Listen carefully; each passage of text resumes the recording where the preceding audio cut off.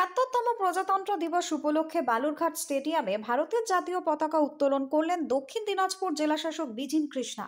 উপস্থিত ছিলেন দক্ষিণ দিনাজপুর জেলা পুলিশ সুপার চিন্ময় মিত্তাল। এদিন বালুরঘাট স্টেডিয়ামে জাতীয় পতাকা উত্তোলনের পর জেলা পুলিশ এবং বিভিন্ন স্কুল কলেজের ছাত্রছাত্রীরা কুচকাওয়াজ করে। বিভিন্ন দপ্তরের এবং সংস্থার পক্ষ থেকে সচেতনতামূলক ট্যাবলো প্রদর্শিত হয়। ছিল ছাত্রছাত্রীদের নাচ গানের সাংস্কৃতিক অনুষ্ঠানও। Bureau report, Hili news Bangla.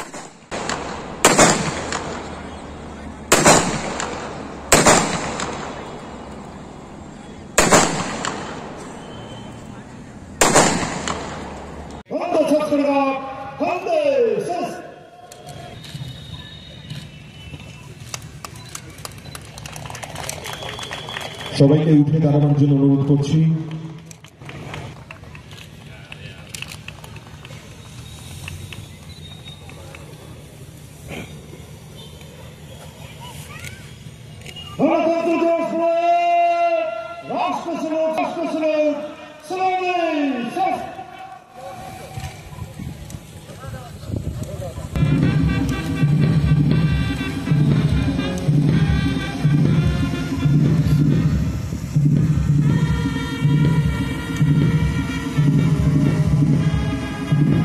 মাতৃকাকে আমরা তার উপর শ্রদ্ধা জ্ঞাপন করছি।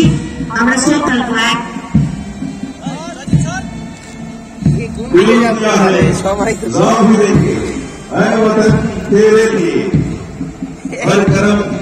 तेरे लिए करेंगे हम लोग।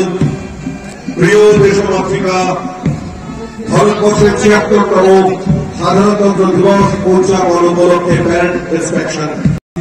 এই দিনে আমরা বিশেষভাবে স্মরণ করি আমাদের সংবিধানের রূপকার ডক্টর বি.আর. আম্বেদকর।